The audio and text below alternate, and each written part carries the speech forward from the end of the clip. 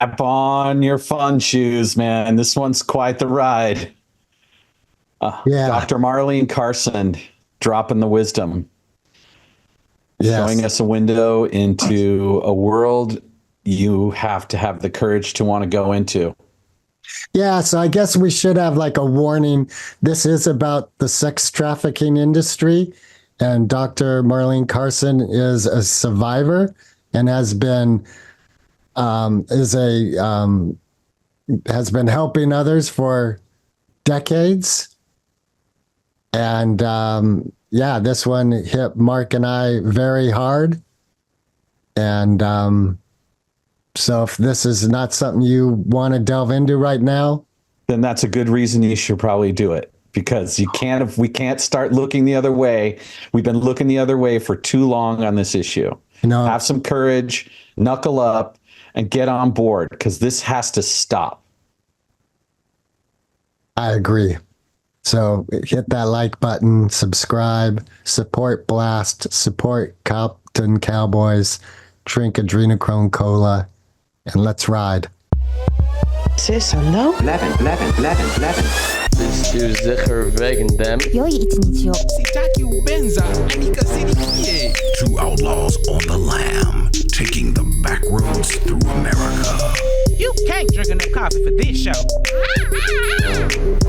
And now it's time for Monday Madness with the Moped Outlaws, Greg and Mark. And we're live with another episode of Moped Outlaws, and along for the ride is Dr. Marlene Carson, who is an author and also the founder of B.L.A.S.T, which is Black Leaders Against Sex Trafficking. And your book that you just wrote, it came out, I think, April of this year, is called, I just forgot the name. Is it Pimped? It's called Pimped. It is Pimped, yeah. So, and it's 12 steps to surviving being trafficked. 12 steps to help advocates and volunteers support victims. Okay, thank you. Yeah, it's the 12 steps to help. So when people read the book, they're going to get a real life story of a 14-year-old girl. That's not me, but she's a 14-year-old girl who was actually trafficked by 3 pastors, unfortunately. And so I have the actual documents, court documents in the book. And I break down how they were able to do this without people suspecting what was really going on. And then at the end of the book, I put 12 steps for advocates and allies, because one of the things that, and I know we haven't jumped into this interview yet, but let me just say this. We're jumping in. Okay, we're in it now. We're on the moped right now. Yes, that's right. The one thing that I realize is that people have fears of getting involved with issues like this. They have fears of helping victims. However, some people have different agendas for wanting to get involved. Trust me, I've experienced both. And that kind of looks like exploitation. So those 12 steps that helps allies and volunteers are steps to help you make sure you're in the right, proper place where you can authentically and genuinely help them from where they are, not from where you are.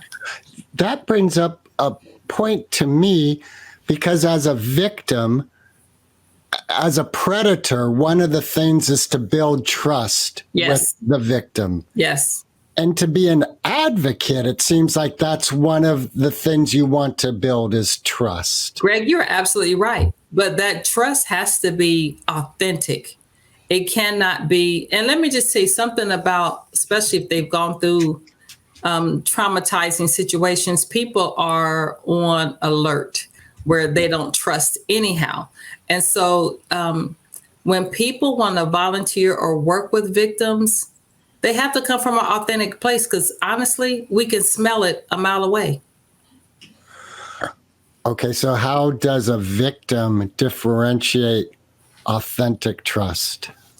So it could be by their actions. It could be, so like with a trafficker, it's called grooming, okay? the stage that traffickers take you through is grooming.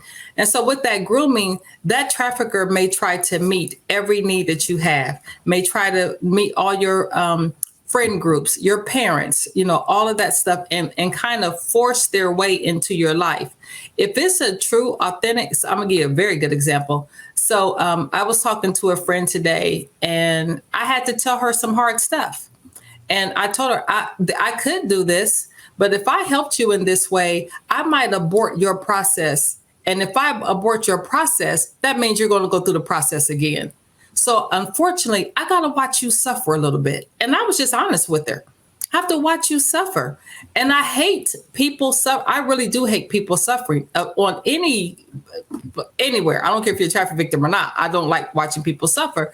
But I've gone through life long enough to understand if you have a process to go through, it's like, that you guys probably grew up hearing about the chicken and the egg. Mm-hmm. Now we can crack that egg and let that chicken out, but the chicken won't be as strong. The chicken may be deformed. The little chick may have some issues.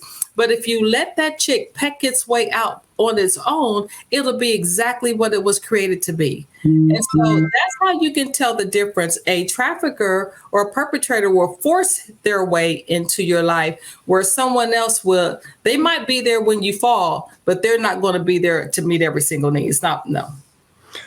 There's this aspect of the difference being between an enabler and a codependent, and then someone who is interested in seeing you actually get your own power, have your own power. Mark, you nailed it. You nailed it. And then someone that's a codependent or an enabler, absolutely so. So I want to know if I can ask what it is that had you find your legs, find your own power. How did you come from the place of being a victim to being someone who is empowered? It's been a long journey, Mark. It really has been a long journey. And so my foundation is Christianity. And so because of that foundation, my parents were Christians. They raised us to be Christians. And I found my sweet spot, if you will, was going back to my roots, going back to what I know worked. And because that lifestyle is such a fast, arduous, it's a crazy lifestyle.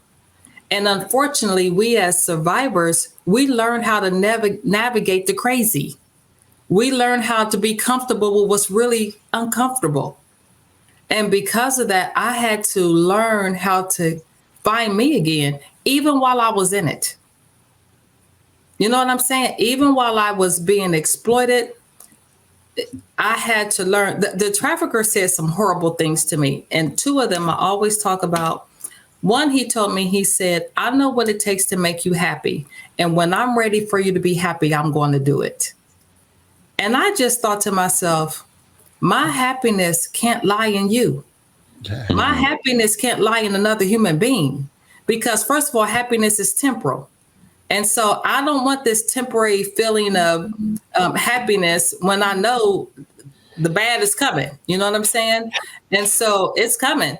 And so I had to learn to find joy within Marlene.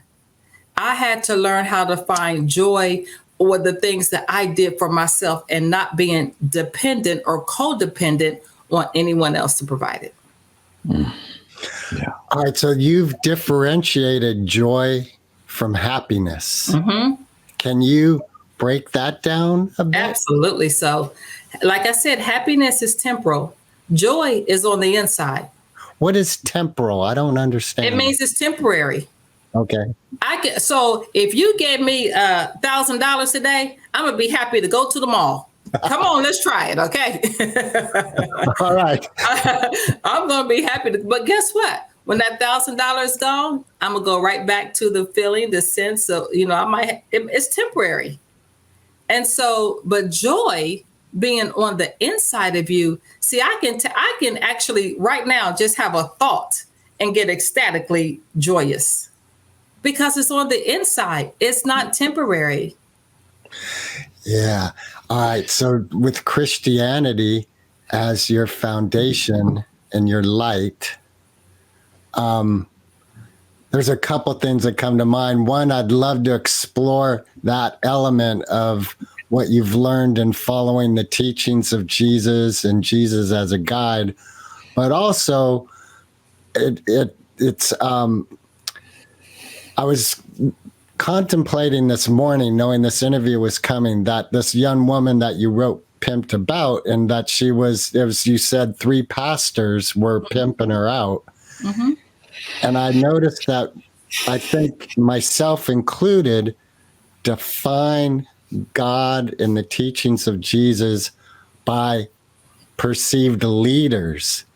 And we think, well, if that's what's creating, if the teachings of Jesus are creating pastors that are pimping out young children, what are these teachings? I guess I'm asking you. Oh, no, you asked the question. I hear you very loud and clear. Okay. I got it loud and clearly. Okay. But go ahead. You want to finish? Well, I'm going to trust you hear me loud and clearly. I hear you loud and clear.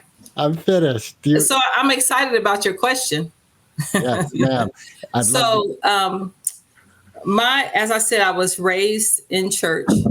My grandmothers, on both sides, were old praying women that probably, one of them at least, probably couldn't even read or write. Okay.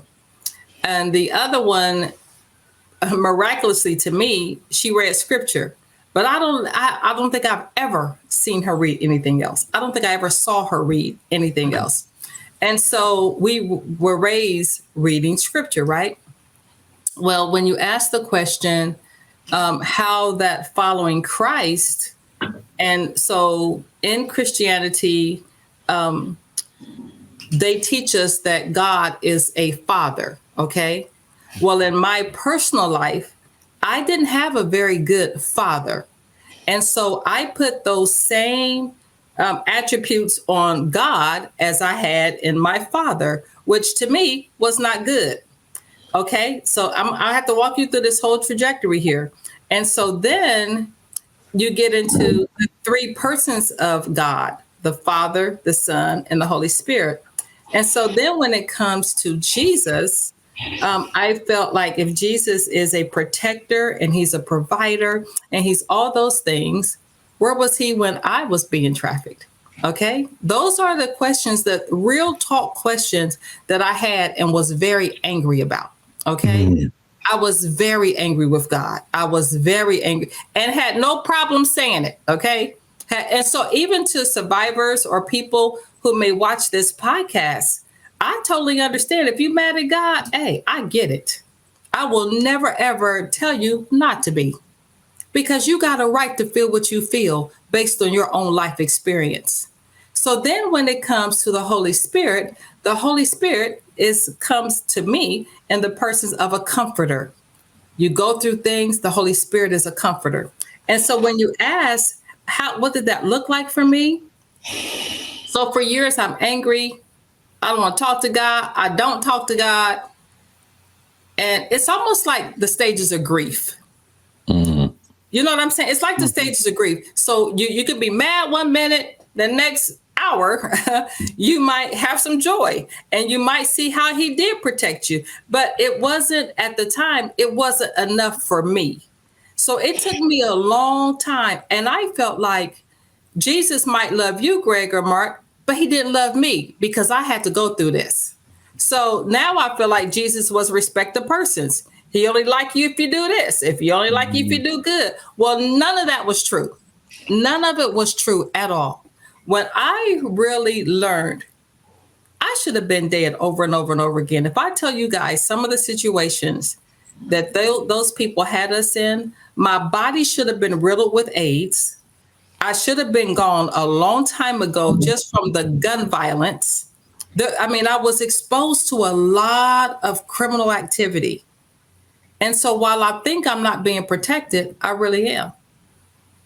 While I feel like I'm not being provided for, I really was. And so by the time I go through this process and then come to learn that, okay, I'm really going to give Jesus a chance, not as my mother and father's God, not as my grandparents' God, but as a personal personal, intimate relationship with Marlene. And when my heart was open enough to do that, that's when life changed for me. But for up until about 2 years ago, and I'm telling you, now y'all gonna make me tell y'all how old I am. I don't be telling people how old I am. So I was trafficked at 15. I'll be 62 years old this year. All right. Thank you. And so it took a long time to go through this process. So one of the things I do now, I have these meetings that I call Catapult. I'm actually getting ready to have the first one because I know how to help people get catapulted from where they are, from really where you want your life to be. And because I've gone through the good, the bad, and the ugly of it all. But to have somebody walk through it with you, because I went through a lot of it alone. But to have somebody walk through it with you that understands where you are, that doesn't judge you for where you are, that doesn't condemn you for where you are, to me, that makes all the difference in the world. I want to honor that. Like the having of a companion is a powerful thing. And if you do any work with 12-step programs, you recognize that it's the power of fellowship. Yes. That brings us out of our addiction. Now, addiction and trafficking, there's a spiritual component, and that's, I think, where the relationship ends on a certain level. But I want to ask the question about what do you think is driving the appetite for those who consume trafficking? And specifically, what do men have to do besides necessarily the obvious of getting connected to God? I mean, that's the easy answer. But what do men have to do about each other to have an impact on this? Very good question. I think that the first thing I want to say is men love power. Okay. And so, yes, trafficking is like $160 billion year industry worldwide. And the money is real, but men love power. And so when you ask, what do men have to do to really stop this and make an impact, be who you were created to be? Mm-hmm. So who was that? You were created to be a provider, a protector, all the things that just be that. Because there's no way to me that a man can be who he was created to be and then violate his own core principles and his morals and his values to violate somebody else's innocence and take it from them. Because that's exactly what's happening when you're buying sex from a victim or you're trafficking someone. You are stealing their innocence that doesn't belong to you. So you're not being who you were created to be. You're not even being probably who you were raised to be. Even if you don't have a relationship with God, let's take that out of the equation. If you have any morals, how can you possibly just violate someone's constitution and steal something from them for a feeling? Okay. So to me, look, I can talk kind of raw sometimes. So y'all better tell me. So my mother used to say to me, a hard penis doesn't have a conscience. That's what she used to tell us that all the time. And so I learned that she was right about that. Let your penis have a conscience, okay? Have a moral compass and just don't violate people, period. And that just goes across the board with trafficking or anything else that would steal someone's innocence. Don't do that. So that's very simple in a way. Like it's obvious. Like don't do that. Simple. Follow a moral code. Period. Right? And then men should hold other men accountable. They should hold other men accountable. Men should have integrity and good character and hold other men to do it. So when I was going through this process, I was also a stripper, a dancer, whatever they call. I don't know what they call them these days. But and so stop endorsing going to the strip club. Stop being cool with the good old boys club. The boy code, because that's not cool. Because most of the women that I know that are in these strip clubs and these dance places are being trafficked. No. What are some of the conditions of our culture that are making this condition, that are creating this condition for men, from your point of view? We can start with the pornography industry. All of us right now are 6 seconds from a porn site dealing with this cell phone. So we've taken surveys in different industries, not so much anymore because we all do have cell phones, but probably 7-8 years ago, it was with the hotel industry when they would have certain conferences or conventions, their porn on their televisions would skyrocket. You know, the sales meeting, even for myself, we were actually sold to major organizations when they would meet their sales quota. So they would end the parties with sex. Yeah, come on, guys. So I want to go a layer deeper. Okay. Obviously porn in the way it's evolved since the turn of the century and become more accessible and more acceptable. Yes. What is driving the male need for this?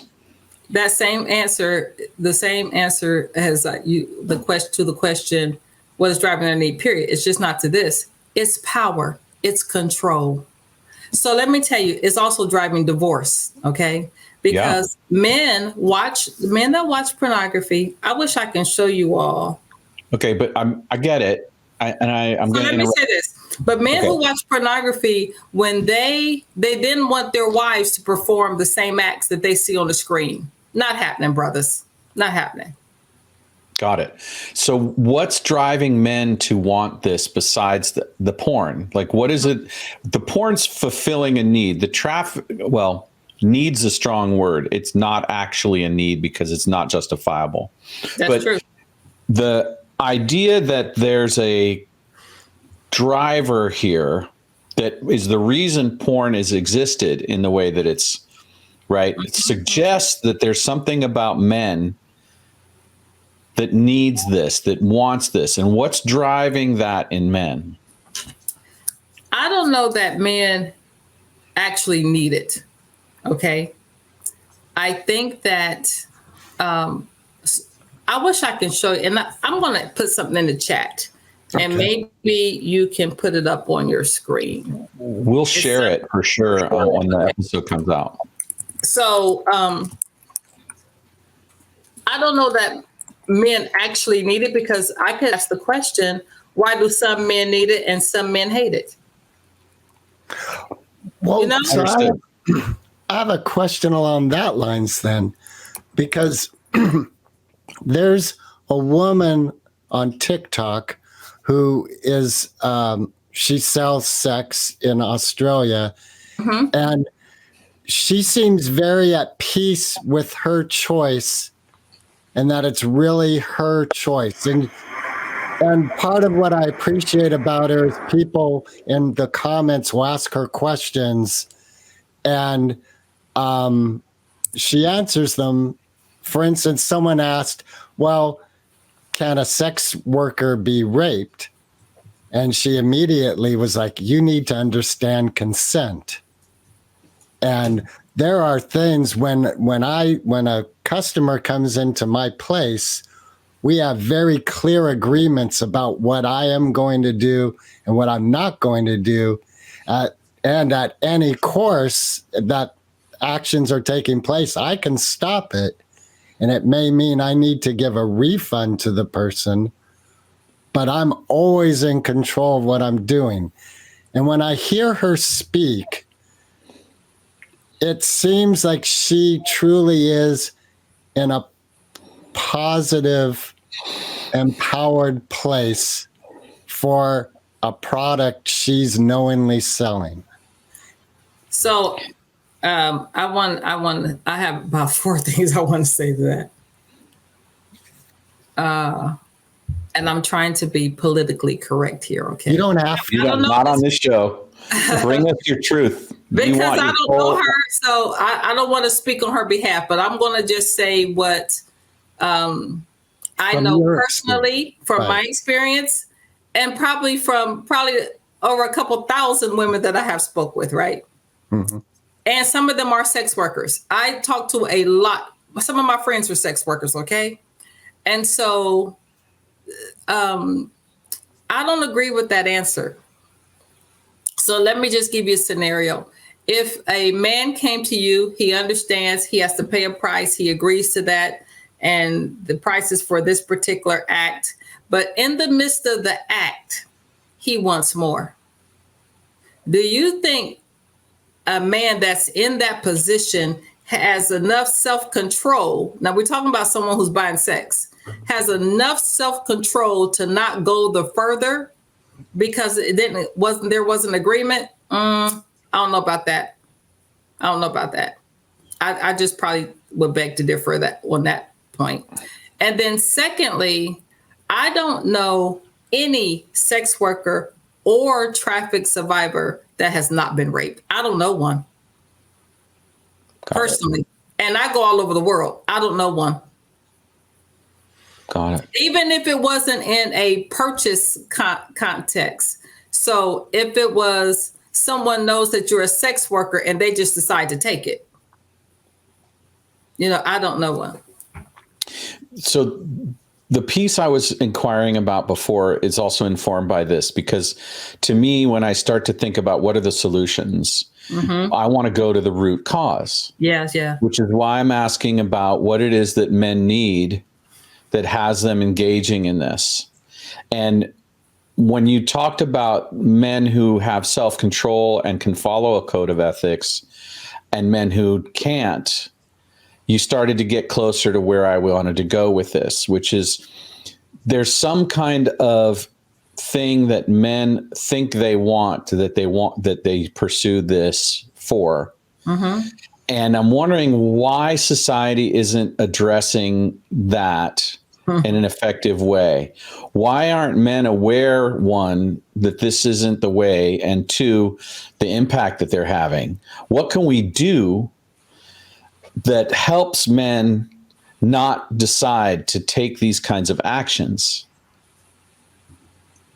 That's a very good and loaded question. And if I had that answer, we would change the world, Mark.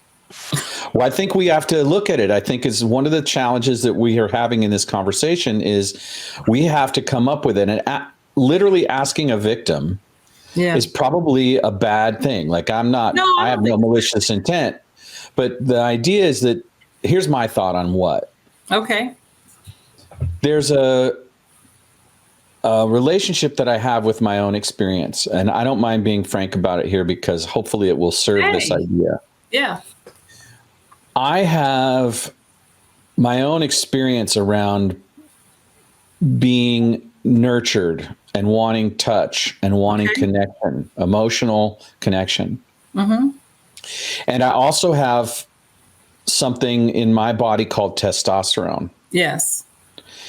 And the combination of the drive that's the result of the chemical and the genetic lineage of wanting to reproduce, and then the emotional landscape that I particularly have that I don't think is that rare among men, of wanting to feel closeness and nurturing and connection, coupled with the way that men are not allowed to state their needs and their feelings for these sorts of things. Otherwise, they are no longer considered and identified as strong men, pigeonholes us into a very tight spot where commerce is the only acceptable avenue for getting these needs met for those who are underdeveloped in the ways of actually creating intimacy and creating connection.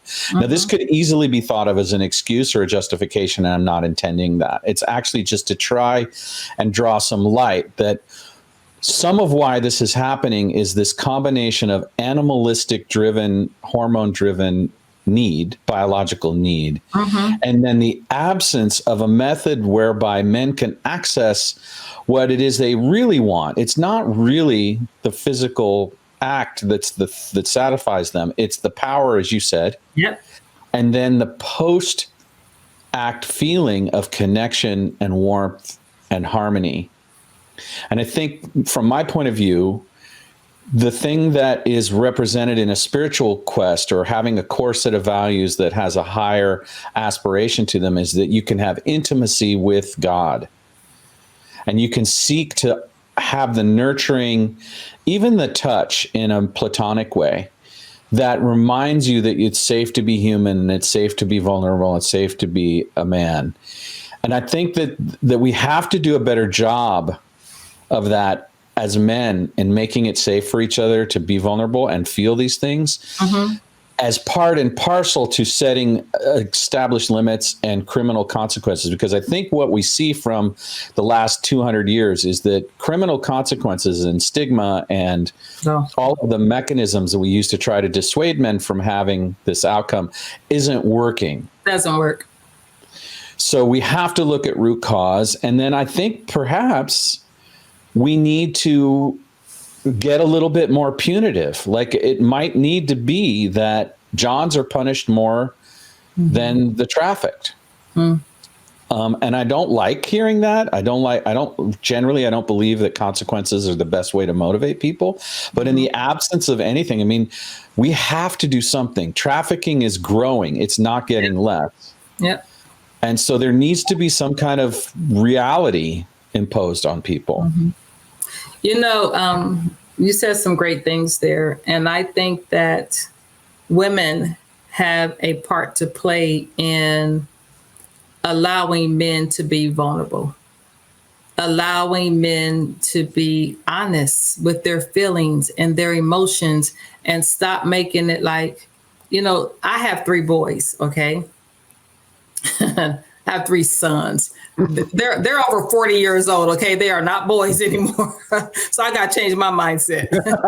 But I have 3 sons, and the way that I raised my sons is a lot different than the way I raised my grandsons. I have 8 grandsons. Wow. Congratulations. They are spoiled rotten. Okay. But you know what? To your point, have I raised them to be men? Well, I don't know. I don't know that I've done that. My sons, oh yeah, you're going to be a man. You're going to take care of the woman. You're going to have all the manly responsibilities.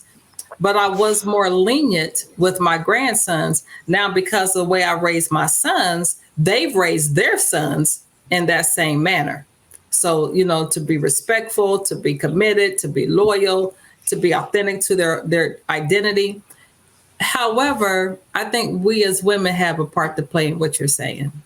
And I don't think we've done a good job at I'm going to confess something here. And, well, maybe I won't tell y'all who it was. I won't tell the audience who it was. Okay. So I know a woman that made her son's bed, and he was over 45 years old. She cooked for him. She cleaned for him. She did everything for him as if she was the wife almost. And I used to tell them, he's never going to get a wife, because nobody's doing all this stuff that your mother's doing. You know what I'm saying? And so I think that we as women have a responsibility to get this right and put men back into their power positions, because we say we want a man of the house, but do we for real? What does that even look like? The man of the house. You know what just occurred to me is my littlest sister, Rivka, is Christian. And I asked her once about the merits of her marriage and her life, that it's so wholesome. Mm-hmm. She said, all my decisions have been for the good of the family. Mm-hmm. And what occurred to me is that we all have things come up in our life that seem awesome for us as individuals. Mm-hmm. And in a partnership relationship, the wisdom is to look, is this also good for the others involved? Exactly. And so I think even when we have a man of the house, the way we raise our children to honor and respect that man is critical. I think, you know, today's era, we always talking about women can make just as much money as men. And especially in the age of entrepreneurship, we make a lot of money. And so the man may not, matter of fact, I did an event last week in Dallas, Texas, and there was a woman who was speaking, and she told us she was the breadwinner of the household. He stayed home and took care of the 2 kids. And that actually, she had just had a baby. The baby was about 8 weeks old, and he had the baby strapped up on him like he was mom. We honored him for that, though. That didn't make him less than a man. Actually, it was wisdom to me, because if she is the breadwinner and you have this skill to cook and clean, man, make it work. Yeah. But we don't do that. We actually will break down a man's autonomy if he's not going out here slinging bricks and doing all the stuff we think men's supposed to do. This is an important point that I think gets to really close to the issue, which is that men have this sense of they have to perform a certain way in order to get their physical needs met. And we're doing them a disservice when we do that. Now, the problem with this line of thinking is that we're orienting again towards what the male need is. And the fact is, there's no need that justifies the kind of trafficking that we're talking about. So I don't perform this as an excuse or a justification, but it is important for us to recognize the role emotional intelligence plays in the ability of human beings to meet each other in intimacy. And when we start to empower men to actually create the conditions whereby they can have relationships, then we can start to take the economic pressure off of that drives some of this trafficking. But there are institutions that benefit from maintaining this. Can you call in some of the types of institutions that do that you're aware of from your work? Oh, my. You're trying to get me in trouble, Mark. There are definitely institutions that benefit from this. And I'll just say this. When I look at our foster care systems, it's unbelievable. That is an absolutely broken system. In my opinion, benefits. When I look at some of the systems in government, in my opinion, they benefit. It seems like even Madison Avenue, with you saying that sex is the prize at the end of the day. So, yeah. I was trafficked on Madison Avenue. Yeah.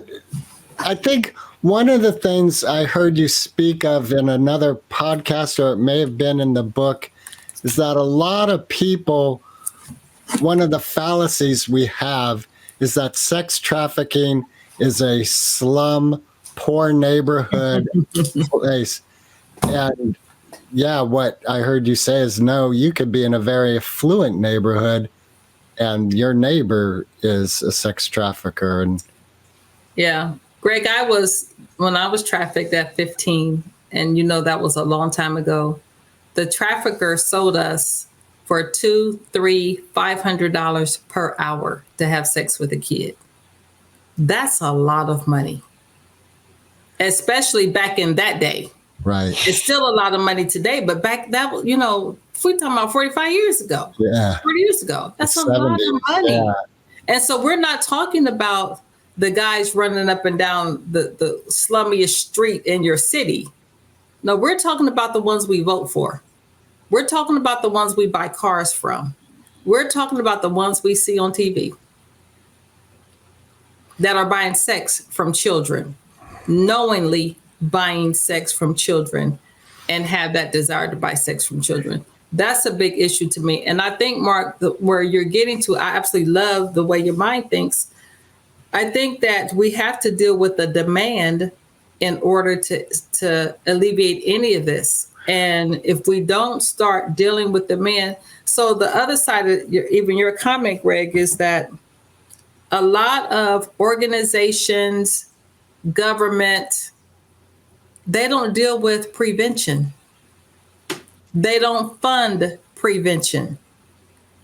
And so, I think we may be headed towards it now, but, I've been in this thing a long time, and it's almost like, just from a victim's perspective, it's almost like people get more out of rescuing the victim than they do preventing the victim from getting into the trouble in the first place. Mm-hmm. And to me, I have a big issue with that. I have a big issue with that.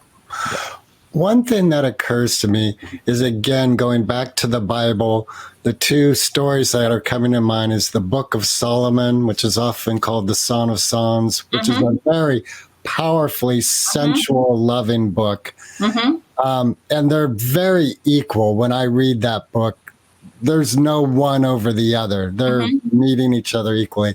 The other that comes to mind is, is it Solomon who had his hair cut? No, Samson. Samson, thank you. I knew it. So, and there we see someone who acquiesced to his love and was victimized by it. And it occurs to me that sex is so taboo. We hear often that parents struggle with how do we talk about sex with our children. Yeah. But one of the things I hear you say is we need to have these conversations with our children. Yes. So that they do not become victims. Yes. And again, you also said a groomer, they start introducing these sexual elements as part of the grooming process. So again, how do we differentiate being an advocate of one's autonomy and strength in sexual conversation with youth? So I want to address something, then I'm going to address your question. When you talk about Samson, he knew better. He was taught better. He was raised better. But when he became an adult, he made his own decisions. And people make their own decisions, okay? And that's kind of sometimes where we see the trouble. When we don't stick to the things that we were, our constitution that was put in us when we were raised. And so I think that when we talk about talking to youth, since you brought the Bible in it, I'm going to bring the Bible in it. Corinthians, Paul said, I became all things to all men that I might win one. So what does that look like when it comes to helping our youth or speaking to our youth? It doesn't look like compromise. And that's what I see in a lot of agencies that work with traffic victims. I mean, to the point, I know one agency that actually would give victims $100 a week if they stayed there all week. If they stayed in their house and didn't run away. To me, that's compromise. You're paying it's not going to last because eventually you're going to run out of $100 and I'm still going to leave. And so I think you have to meet people where they are. Now, for some organizations that I absolutely love, instead of handing them $100, they may train them with some kind of entrepreneurship skill or find out what their desire or their passion is that they've never had help with and show them how to create out of what they want to do. And so that causes them to have a buy-in a little longer. One of the ladies, so we had a drop-in center and it was in the hood. Okay. When I tell y'all in the hood, most of our houses were not in the hood. This particular house, because we were servicing the people in the community. And so I was riding down the street one day and this little girl, she looked like she's about 14, which I found out she was at my door. And so I said, hey, what you need? She said, can I cut your grass?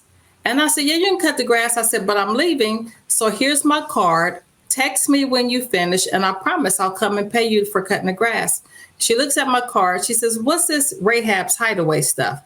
And I said, do you know what trafficking is? She's like, no, I don't know what that is. I said, do you know what prostitution is? And this 14-year-old girl collapses in my arms crying. She said, I just borrowed this lawnmower because I didn't want to have to sell my body today. Her mother had been sending her out on the street every day to sell her own body to buy food for their family. So we end up putting this girl in our program, and we ended up finding out this girl loved to create jewelry. She loved make. So you know what we simply did? We went to a Goodwill store. We would buy jewelry. We would break the jewelry apart and give her the tools that she needed to create new stuff out of old material. Mm-hmm. And she would take those necklaces and she would sell them for like $30-$40 a wop. So this girl literally would make a couple $100 a week, taking something old and creating something beautiful out of it. And I think that's where we need to get. Don't compromise by giving somebody $100 so they don't leave your program, so you can have the numbers and have the stats. That stuff drives me absolutely insane. But show them something that's on the inside of them that they can do to help monetize and create some sustainability for their life.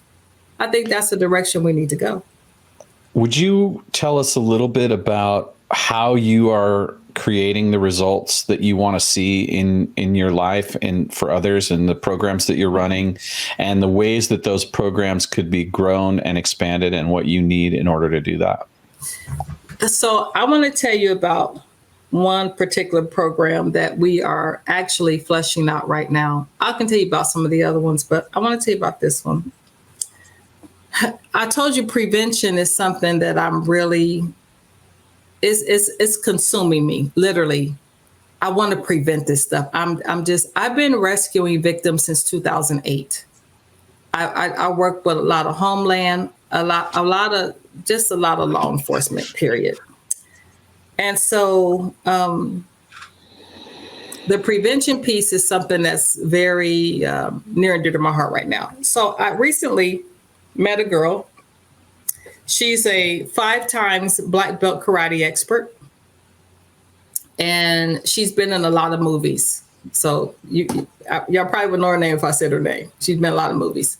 We just did a partnership, and we're going to create some self-defense camps where kids can come during spring break, during the summer, during winter break. But it just won't be self-defense. It'll be the self-defense, the self-care, teaching on AOD, alcohol and other drugs, teaching how to cook, teaching how to clean. And these camps will be for kids 12 to 15 and then freshman college students. And so you might ask, why freshman college students? Because a lot of freshman college students are broke. And so they are easy targets for traffickers or drug dealers, easy targets. I know so many girls that their education was stopped because they're in prison now, okay? And so with these camps, I want to do like the first year, we'll do our first one this March, but the first year, those that are in our pilot program, we want to teach them every element of the camp, that these are youth. And then we want them to be camp directors. And this will be something that they want to do. We're not going to tell them what to do. We're going to let you choose. If you sign up for this camp and you say, I want to help kids stay safe and I want to teach kids how to whatever, we're going to teach you how to do what you said that you want to do, and we're going to pay you to do it. So that's one strong thing and I think that starting this camp, let me tell you this other part. So one of our other partners, we haven't actually signed the dotted line yet, but she was a victim that was kidnapped by a guy. He's a serial killer, and she actually escaped. He had killed 100 women, and she actually escaped. And she escaped because he didn't know she was a kickboxing champion. And so she was I'm going to give y'all her name. Y'all can look her up. But so when you bring people like me that has trafficking experience with someone that is a kickboxing expert and someone that is expert in alcohol and other drugs, we have another partner. She was a heroin addict, and her mother sold her for years as a kid. She turned out being a heroin addict. And now today she's a licensed independent social worker. And so she's doing great work today. When you so in my state, I am the master facilitator for what's called peer support. And with peer support, you familiar with that, Mark? No, I'm just nodding as a conversational. Okay. Yeah. So peer support is, you can look it up, but peer support it's in every state actually, but peer support is through the Ohio Mental Health and Addiction Services. So we teach people that are going through mental health, addiction, exploitation, or prostitution, and they match them up with peers like myself. And so I'm one of the master facilitators for Ohio Mental Health and Addiction Services, and I train peers. I train people on how to become the peer to somebody that's still going through the process. And so with that, that's how we want to set up these camps. We want to set it up with people with past. We want to set it up with people that's gone through something and can understand where these kids are. Because most of the kids that I see that traffickers target are kids, and they don't have to be from poor families. They don't have to be from inner city families. As a matter of fact, one of our first survivors that we helped, this girl came to us, and when she came to our housing program, she had garbage bags full of clothes with tags on them. And so when we started looking at these clothes, I asked her, I said, "What is this?" She said, "My escape plan." I said, "What do you mean your escape plan?" She actually would have these traffickers, this trafficker would give her money to buy pretty panties and pretty bras and expensive shoes, but she never wore them, and he never knew it. She would keep the receipt. And when I tell you that girl had about $8,000 worth of clothes that we took back to a store. And I mean, she had a lot. And that was her escape plan. And so teaching people things like that. I know another victim, she was in prison. This girl was in prison, probably rightfully so in prison, right? However, she was being trafficked in a prison in Florida. And so she called to one of my partners one day, and she told the partner, "I'm tired of these men. The guards are trafficking me out to other guards." And so my friend told her, next time a guard comes in there to have sex with you, and they have oral sex with these girls, next time they do that, spit his semen on your shirt, cut your shirt out, and mail it to me. Can I tell you, she was out of prison in 4 days. Wow. So what else can we do to continue to support what it is that you're doing? These are really powerful initiatives that you're doing. Obviously, buying your book supports you directly. What are other ways that you're active, and how can people be part of that and supporting this process? So, right now I'm looking for people that want to volunteer on 3 aspects.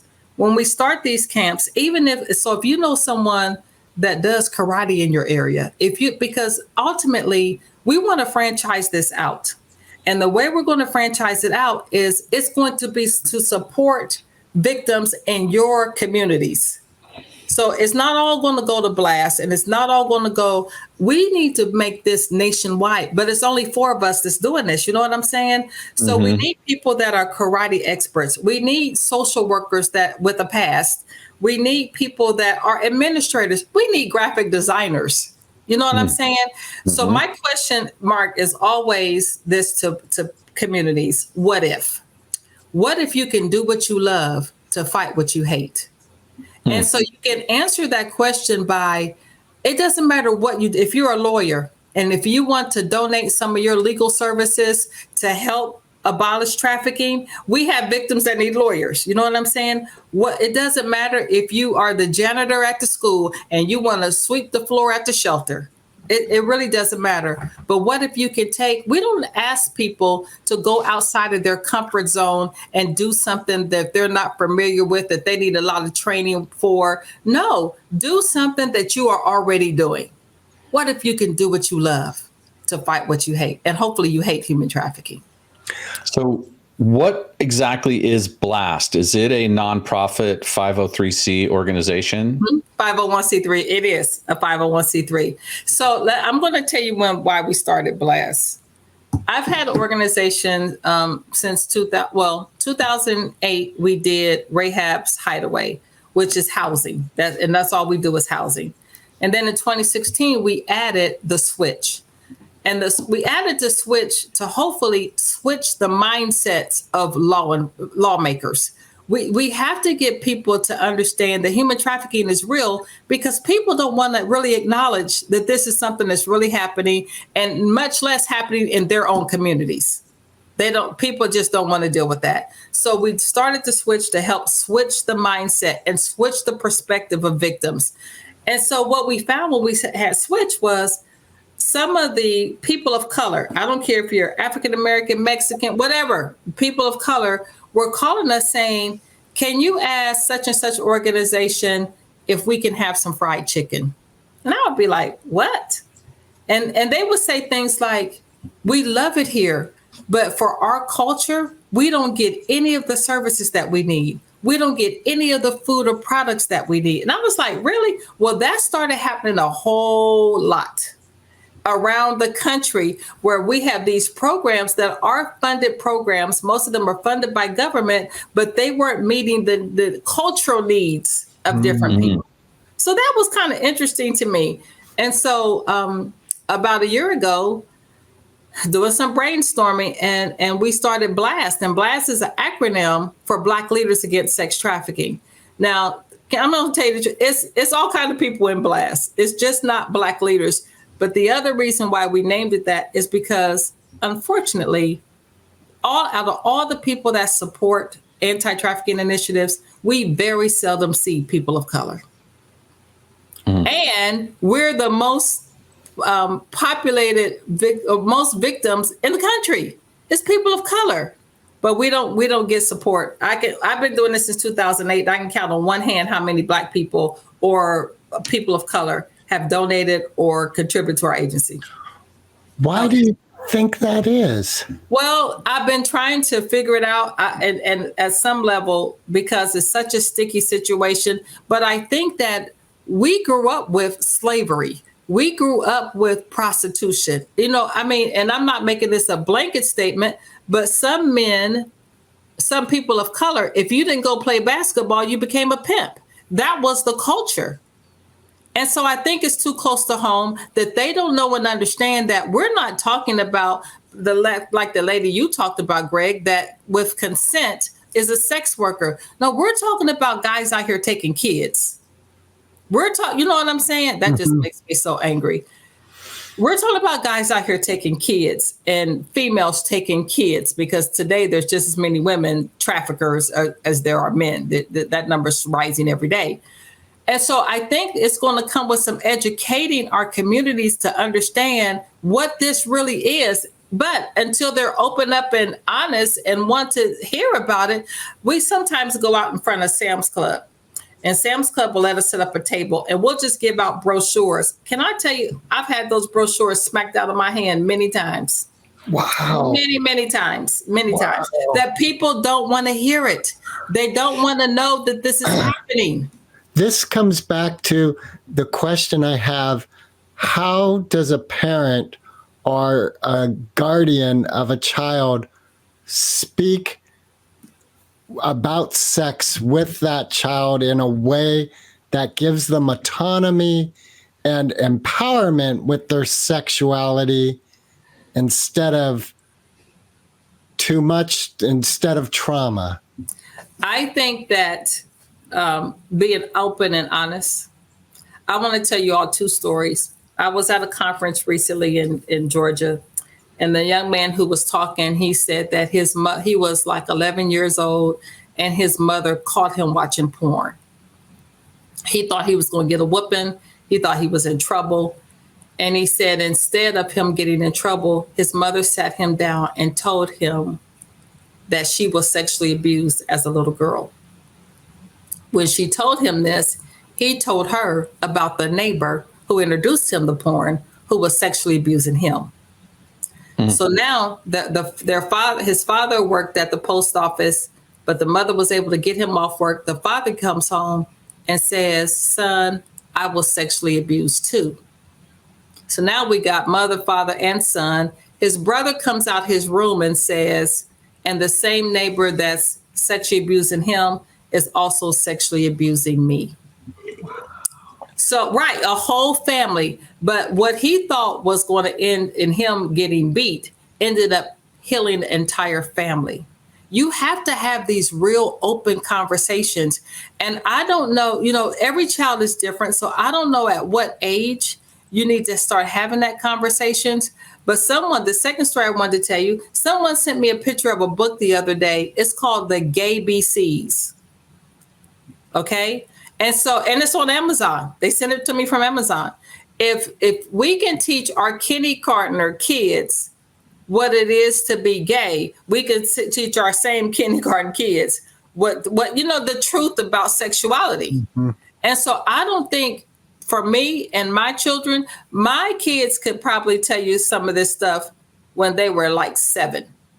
My 11-year-old could train anybody on human trafficking. I mean, even my grandkids can't, because I'm going to be open and honest with you about it. And I think it's when we try to shelter and hide it, that's when we're going to set our kids up for failure. Yeah. No, we don't want to do that. Yeah. Well, clearly this work is ongoing. Do you ever get completely fatigued and like you can't do it? Every other day, Mark. How do you find the strength to persevere? Real talk, and just being transparent. April 4th of 2023, I had a heart attack. June 10th of this year, I had a stroke. Okay. And so, Mark, the question for me to me has been, how do I stop? Because I don't know how. I don't even know how to stop not doing what. I may do it in a different way, but it's who I can't stop. If I know kids are out here being abused like this, Mark, I can't stop.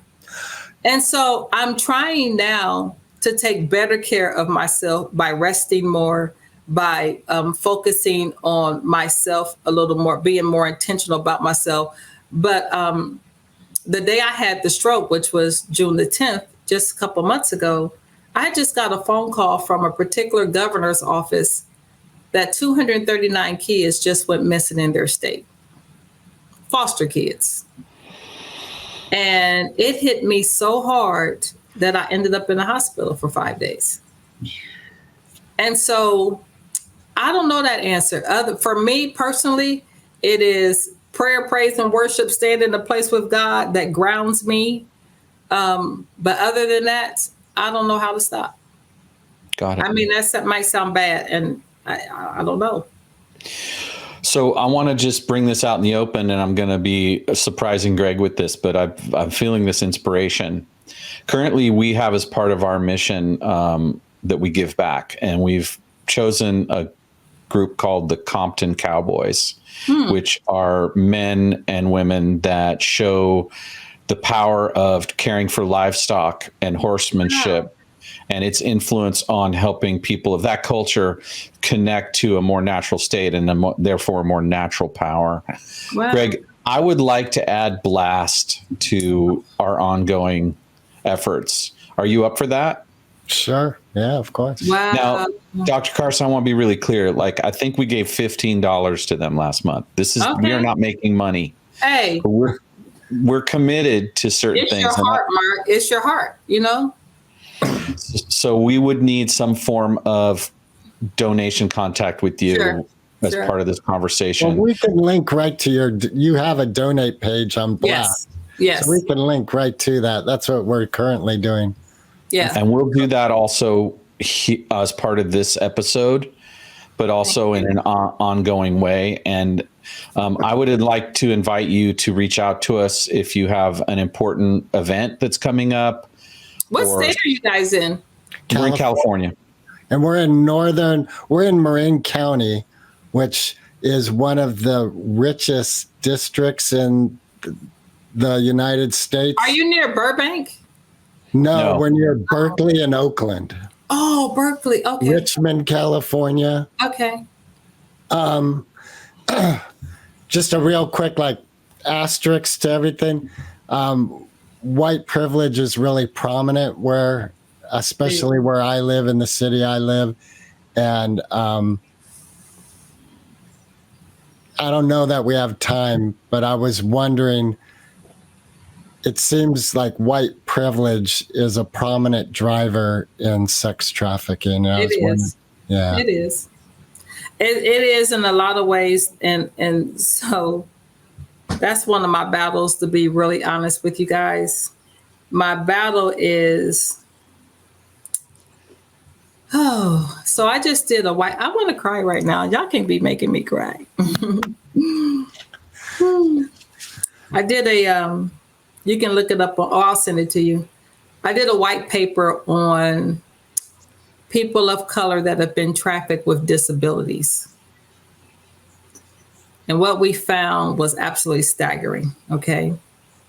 But what we also found out was that we got this $30,000 grant from our county to do the white paper. Well, my counterpart also did a white paper. She's Caucasian. They gave her $250,000 to do the same white paper. And I don't know. It's just very disheartening. And I'm just going to be really honest with you all. When it comes to trafficking, government, people think because I sit on the U.S. Advisory Council on Trafficking that we get all this government funding. We've never received a government grant, ever. And the interesting thing about it, I think, again, I hope that is changing now, but we've been advocating for this for 4 years. So I hope it's changing. We never know what the direction of the government, though. But a lot of organizations of color and a lot of survivor-led organizations do not get funded. And so but they're doing phenomenal work. I mean, they're doing the boots on the ground work for real that you will not see some of these organizations that are funded get out and do. They are doing it. And so that's the reason why we want to get these camps going in other states in order to help fund them in their states. So again, if you guys really want to know how you can help, just let's see what's in your communities that would like to support a camp for kids, a prevention camp for kids. Because I think that it'll do two things. One, it'll keep the community safe, and it'll keep our kids safe. And that's what we want to do. Got it. Yeah. That would mean you and I, Greg, calling up the Canal Community Alliance and finding out if there's space. Well, there's that. There's also Play Marin in Marin City. It occurs to me that B.L.A.S.T is a resource that as I go out and interact with my community, I can direct them to B.L.A.S.T as a resource for information, support, and potentially, like you're saying, with camps, real boots on the ground things that you guys would support happening. Because we don't have our own campgrounds. So that means we have to find organizations or individuals that have land, that have horses, that have a lake, all the kind of stuff that we want to do at these camps. There's so I much. wish I could say my heart was lighter, but my heart is heavy. I know. With this conversation. Don't be sorry. Sometimes the call to greatness arrives with a weightiness to it. Wow. I want to say to our audience, please dig deeper in listening to this episode, whether there's 8 or 800 of you. We can't afford to look the other way on this. Dr. Carson, Marlene, thank you so much for your ongoing work and your effort. Greg? And we do have a traditional question that I would like to ask because of the weightiness of this time with you. Because it's a silly Mark is laughing. I don't know about this question. He's laughing already. It's so inappropriate to the discussion we've had that I think that I appreciate the humor, the lightness it might bring to a conclusion. Sure. And when I say conclusion, I believe the three of us are engaged in continuing. Yes. I know you are, Marlene, like heart and soul. I believe Mark and I are, but we all know. Life happens, right? Yeah. I get it. But I will say my experience with Mark and myself, we like being in the trenches and doing the work. Awesome. So I hope our paths are going to be crossing a lot more.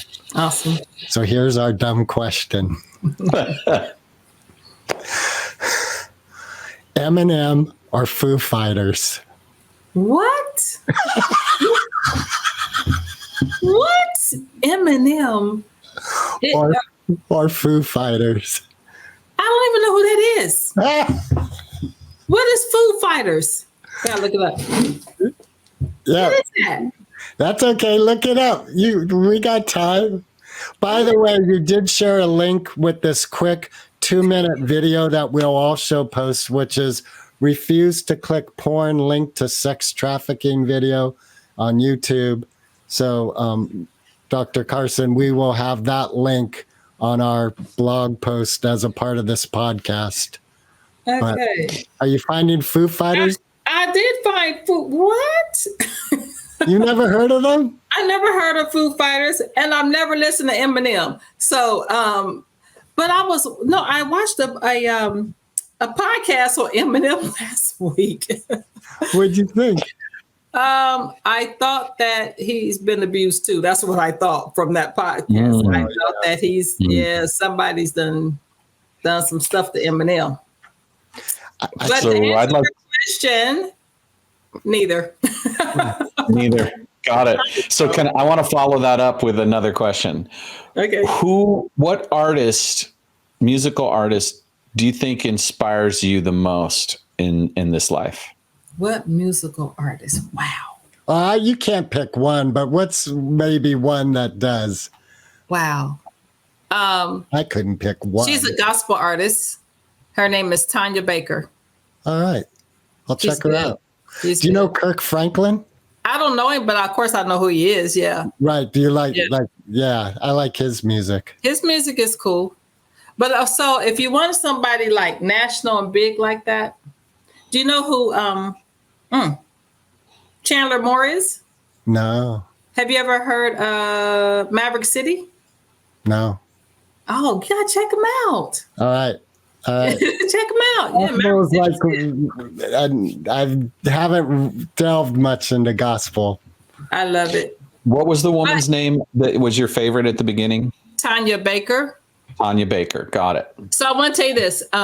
So I have this group of women that we meet on Thursday nights. And, sometimes I like to just do stupid stuff with them, right? So last night I ended the class with, I think it's old. It might be older than y'all. It's called, I think, the Shy Lights. Do you know who that is? Mm-hmm. That right. You know who that is, Mark? I do know who the Shy Lights are. Okay, let me see. Let me get this song. I hope I'm right. Let me see. Ain't no stopping this. I probably got the wrong group. Oh, I had the wrong group. Okay. You remember the song? Ain't no stopping us now. Yes. We're on the move. Okay, so that's what I played for them ending our group last night. It was so much fun. Very cool. Very cool. If we couldn't, we'd get canceled if we played. Yeah. I'm not a singer, so I hope your audience don't cut us off. No. That was solid. That was way better. That was great. Thank you so much. Thank you, guys. I appreciate you both. May your heart be light and your steps be filled with joy. So much gratitude for you spending time with us. And God bless. Thank you. Thank you so much. Recording stopped.